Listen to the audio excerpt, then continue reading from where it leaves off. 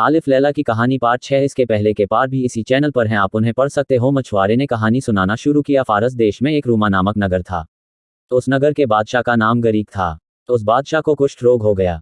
इससे वह बड़े कष्ट में रहता था। राज्य के वैद्य हकीमों ने भांति भांति से उसका रोग दूर करने के उपाय किए, किंतु उसे स्वास्थ्य लाभ नहीं हुआ। संयोगवश उस नगर में दूबा नामक एक हकीम का आगमन हुआ। वह चिकित्सा शास्त्र में अद्वितीय था। जड़ी बूटियों की पहचान उससे अधिक किसी को भी नहीं थी। इसके अतिरिक्त वह प्रत्येक देश की भाषा तथा यूनानी, अरबी, फारसी इत्यादि अच्छी तरह जानता था। जब उसे मालूम हुआ कि वहां के बादशाह को ऐसा भयंकर कुष्ठ रोग है जो किसी हकीम के इलाज से ठीक नहीं हुआ है, तो उसने नगर में अपने आगमन की सूचना उसके पास भिजवाई और उससे भेंट करने के लिए स्वयं ही प्रार्थना की। बादशाह ने अनुमति दे दी तो वह उसके सामने पहुंचा और विधिपूर्वक दंडवत प्रणाम करके कहा, मैंने सुना है कि नगर के सभी हकीम आपका इलाज कर चुके और कोई लाभ न हुआ। यदि आप आज्ञा करें तो मैं खाने या लगाने की दवा दिए बगैर ही आपका रोग दूर कर दूं। बादशाह ने कहा, मैं दवाओं से ऊब चुका हूं। अगर तुम बगैर दवा के मुझे अच्छा करोगे तो मैं तुम्हें बहुत पारितोषिक दूंगा। दूबा ने कहा, भगवान की दया से मैं आपको बगैर दवा के ठीक कर दूंगा। मैं कल ही से चिकित्सा आरंभ कर दूंगा। हकीम दूबा बादशाह से विदा होकर अपने निवास स्थान पर आया। उसी दिन उसने कोढ़ की दवाओं से निर्मित एक गेंद और उसी प्रकार एक लंबा बल्ला बनवाया और दूसरे दिन बादशाह को यह चीजें देकर कहा कि आप घुड़सवारी की गेंदबाजी, पोलो खेलें और इस गेंद बल्ले का प्रयोग करें। बादशाह उसके कहने के अनुसार खेल के मैदान में गया। हकीम ने कहा, यह औषधियों का बना गेंद बल्ला है। आपको जब पसीना आएगा तो ये औषधियां आपके शरीर में प्रवेश करने लगेंगी।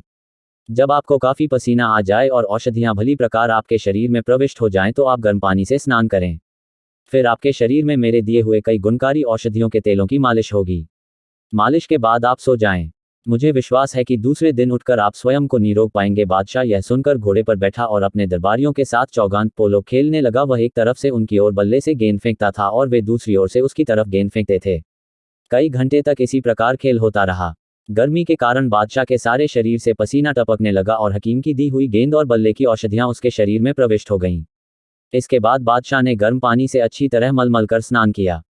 इसके बाद तेलों की मालिश और दूसरी सारी बातें जो वैद्य ने बताई थी की गईं। सोने के बाद दूसरे दिन बादशाह उठा तो उसने अपने शरीर को ऐसा निरोग पाया जैसे उसे कभी कुष्ठ हुआ ही नहीं था। बादशाह को इस चमत्कारिक चिकित्सा से बड़ा आश्चर्य हुआ। वह हंसी खुशी उत्तमोत्तम वस्त्रालंकार पहनकर दरबार में आ बैठा। दरबारी लोग मौजूद थे ही। कुछ ही देर में हकीम दूबा भी आया। उसने देखा कि बादशाह का अंग अंग कुंदन की तरह दमक रहा है। अपनी चिकित्सा की सफलता पर उसने प्रभु को धन्यवाद दिया और समीप आकर दरबार की रीति के अनुसार सिंहासन को चुंबन दिया। बादशाह ने हकीम को बुलाकर अपने बगल में बिठाया और दरबार के लोगों के सन्मुख हकीम की अत्यधिक प्रशंसा की। बादशाह ने अपनी कृपा की उस पर और भी वृष्टि की। उसे अपने ही साथ भोजन कराया। संध्याकालीन दरबार समाप्त होने पर जब मुसाहिब और दरबारी विदा हो गए तो उसने एक बहुत ही कीमती खिलत, पारितोषिक, राजवस्त्र और 60,000 रुपये इनाम में दिए। इसके बाद भी वह दिन प्रतिदिन हकीम की प्रतिष्ठा बढ़ाता जाता था। वह सोचता था कि हकीम ने जितना उपकार मुझ पर किया है उसे देखते हुए मैंने इसके साथ कुछ भी नहीं किया। इसीलिए वह प्रतिदिन कुछ न कुछ इनाम इकराम उसे देने लगा। बादशाह का मंत्री हकीम की इस प्रतिष्ठा और उस पर बादशाह की ऐसी अनुकंपा देखकर जल उठा। वह कई दिन तक सोचता रहा कि हकीम को बादशाह की निगाहों से कैसे गिराऊं। एक दिन एकांत में उसने बादशाह से निवेदन किया कि मैं आपसे कुछ कहना चाहता हूं, अगर आप अप्रसन्न हो। बादशाह ने अनुमति दे दी तो मंत्री ने कहा, आप उस हकीम को इतनी मान प्रतिष्ठा दे रहे हैं, यह बात ठीक नहीं है। दरबार के लोग और मुसाहिब भी इस बात को गलत समझते हैं कि एक विदेशी को, जिसके बारे में यहाँ किसी को कुछ पता नहीं है, इतना मान सम्मान देना और विश्वासपात्र बनाना अनुचित है। वास्तविकता यह है कि हकीम दूबा महाधूर्त है।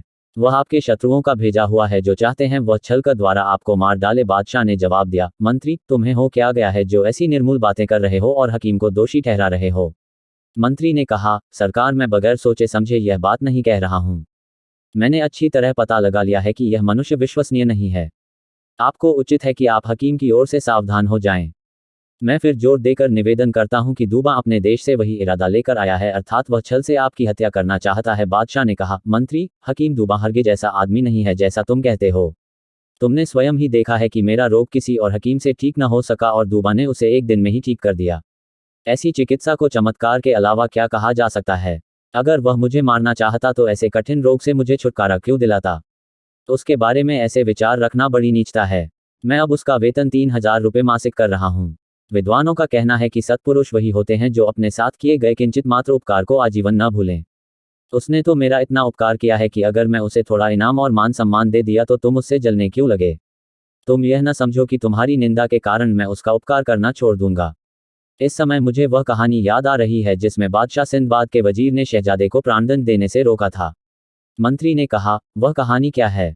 मैं भी उसे सुनना चाहता हूँ, बादशाह गरीक ने कहा। बादशाह सिंदबाद की सास किसी कारण सिंदबाद के बेटे से नाराज थी। उसने छलपूर्वक शहजादे पर ऐसा भयंकर अभियोग लगाया कि बादशाह ने शहजादे को प्राणदंड देने का आदेश दे दिया। सिंदबाद के वजीर ने उससे निवेदन किया कि महाराज, इस आदेश को जल्दी में न दें। जल्दी का काम शैतान का होता है। सभी धर्मशास्त्रों ने अच्छी तरह समझे बूझे बगैर किसी काम को करने से मना किया है। कहीं ऐसा न हो कि आपका उस भले आदमी जैसा हाल हो जिसने जल्दबाजी में अपने विश्वासपात्र तोते को मार दिया और बाद में हमेशा पछताता रहा।